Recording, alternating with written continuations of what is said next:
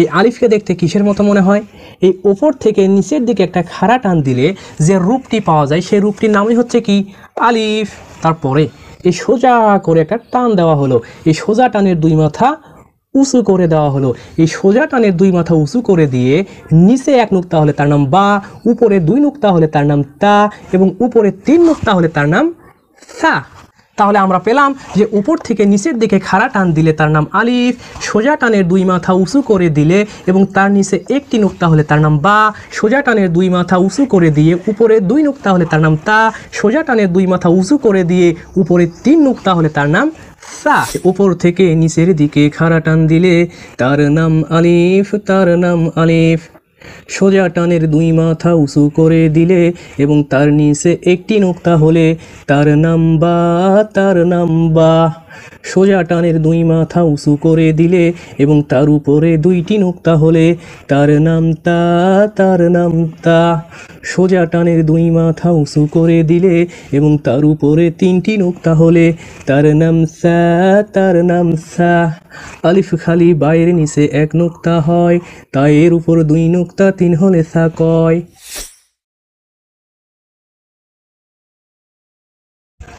এই চিত্রটাকে দেখতে কিসের মতো মনে হয়?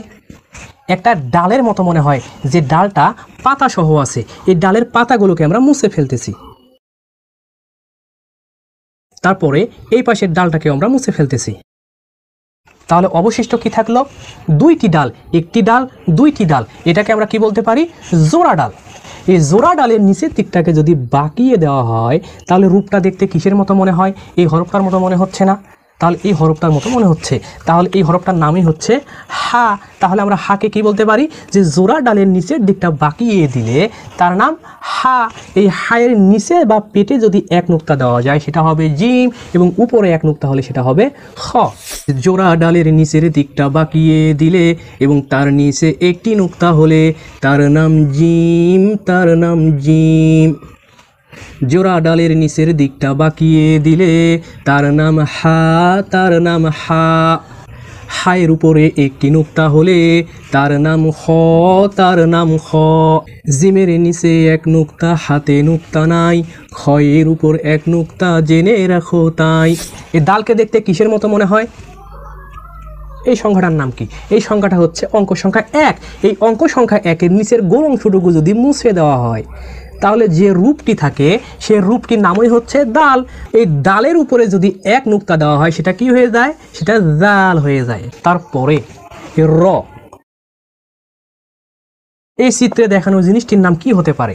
এই জিনিসটির নাম হচ্ছে একটা কাস্তে, যেটাকে ধান কাটার কাজে ব্যবহার করা হয়, যেটাকে আমরা গ্রামের মানুষ কাঁদে বলেও চিনি বা কাছে বলেও চিনি। এটা হাতল সহ আছে।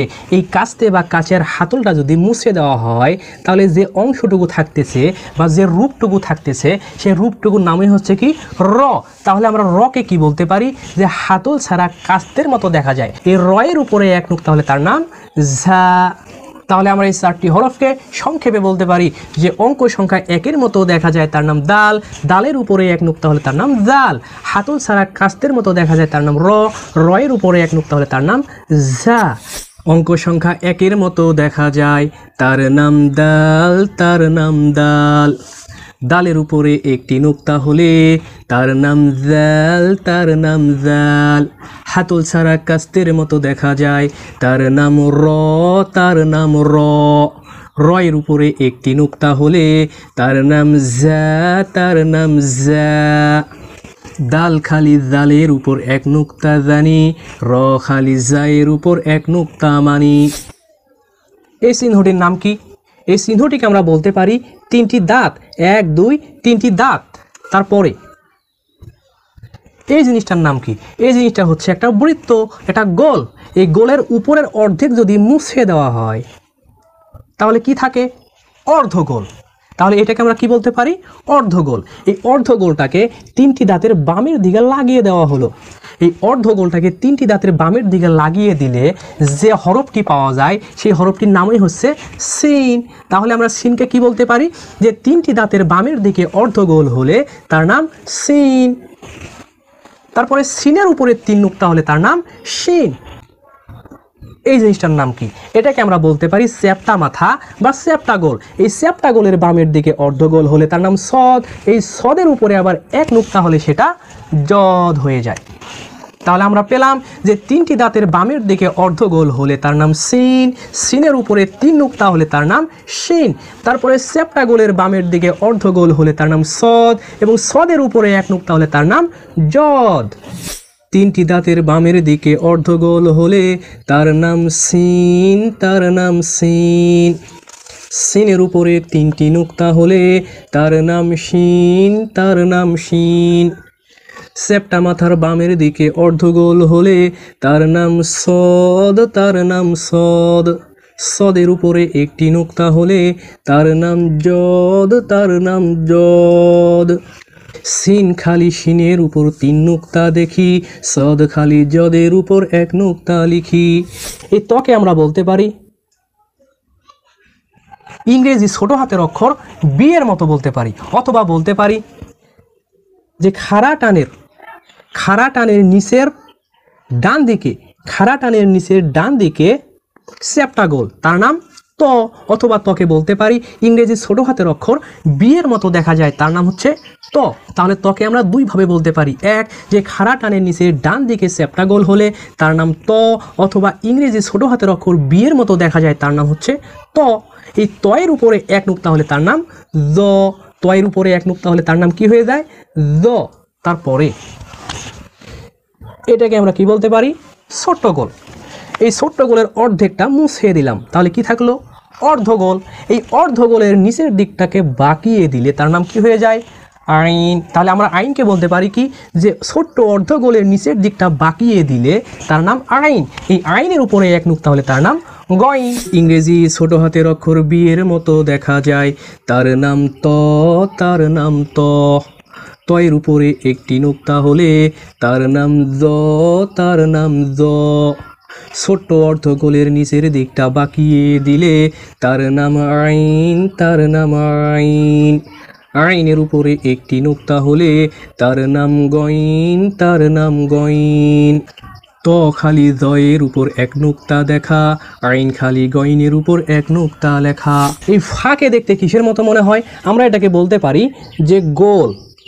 এই গোলের উপরে এক নুক্তা, সেটা শব্দের শুরুতে হোক, শব্দের মাঝে হোক বা শব্দের শেষে হোক, যে কোনো জায়গায় গোলের উপরে এক নুক্তা পেলেই সেটা কি হয়ে যাবে? ফা।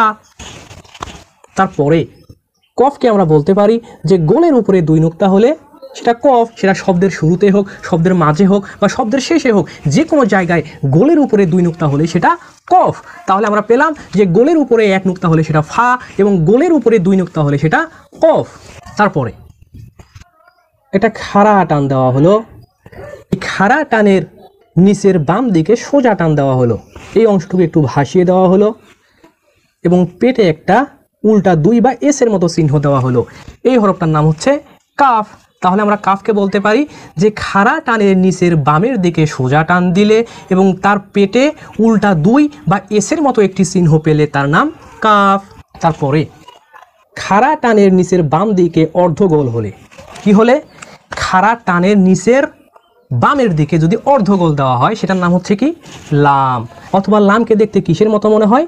বড়শির মতো, মাছ ধরা বড়শির মতো মনে হয়। তাহলে আমরা লামকে দুইভাবে বলতে পারি যে খাড়া টানের নিচের বাম দিকে অর্ধগোল হলে তার নাম লাম, অথবা বড়শির মতো দেখা যায় তার নাম হচ্ছে লাম।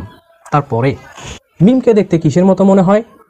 এই ছোট্ট গোল, এই ছোট্ট গোলের নিচের দিকে খাড়া টান দিলে তার নাম হচ্ছে মিম, অথবা মিমকে বলতে পারি যে ছোট্ট গোলের নিচের দিকে বাঁকা টান দিলে তার নাম হচ্ছে মিম। তো আমরা মিমকে কি বলতে পারি? যে ছোট্ট গোলের নিচের দিকে খাড়া টান দিলে তার নাম মিম, অথবা ছোট্ট গোলের নিচের দিকটা বাঁকিয়ে দিলে তার নাম হচ্ছে মিম। তারপরে এই অর্ধগোল, এটার নাম কি? অর্ধগোল। এই অর্ধগোলের উপরের দিকে এক নুক্তা হলে তার নাম নুন। ছোট্ট গোলের উপরে একটি নুক্তা হলে তার নাম ফা, তার নাম ফা। ছোট্ট গোলের উপরে দুইটি নুক্তা হলে তার নাম কফ, তার নাম কফ। খাড়া টানের নিচের বাম দিকে সোজা টান দিলে এবং তার পেটে এস অথবা উল্টা দুইয়ের মতো পেলে তার নাম কাফ, তার নাম কাফ। বর্ষির মতো দেখা গেলে তার নাম লাম, তার নাম লাম। অথবা খাড়া টানের নিচের বাম দিকে অর্ধগোল হলে তার নাম লাম, তার নাম লাম। ছোট্ট গোলের নিচের দিকে খাড়া টান দিলে তার নাম মিম, তার নাম মিম। অর্ধগোলের উপরে একটি নুক্তা হলে তার নাম নুন, তার নাম নুন। ফায়ের উপরে এক নুক্তা, কফের উপর দুই নুক্তা দেখি, কাফ লাম মিম নুক্তাবিহীন নুনের উপর এক নুক্তা লিখি। এই ওয়াওকে দেখতে কিসের মতো মনে হয়? এটাকে আমরা বলতে পারি ইংরেজি অঙ্ক সংখ্যা 9। কি বলতে পারি? ইংরেজি অঙ্ক সংখ্যা 9। অথবা বলতে পারি এটা একটা গোল। এই গোলের নিচের দিকটাকে যদি বাঁকিয়ে দেওয়া হয় তার নাম হচ্ছে কি?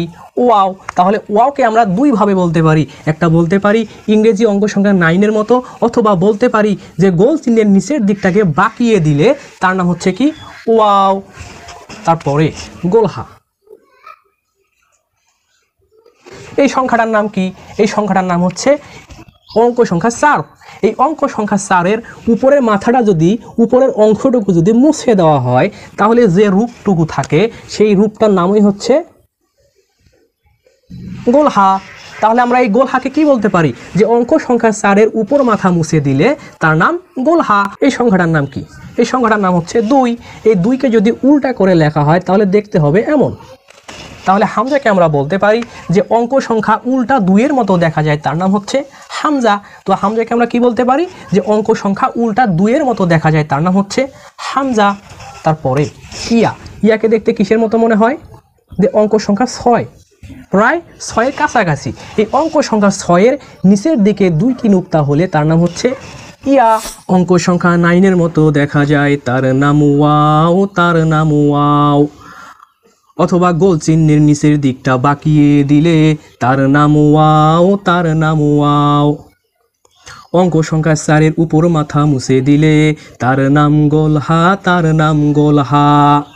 উল্টা 2-এর মতো দেখা গেলে তার নাম হামজা, তার নাম হামজা।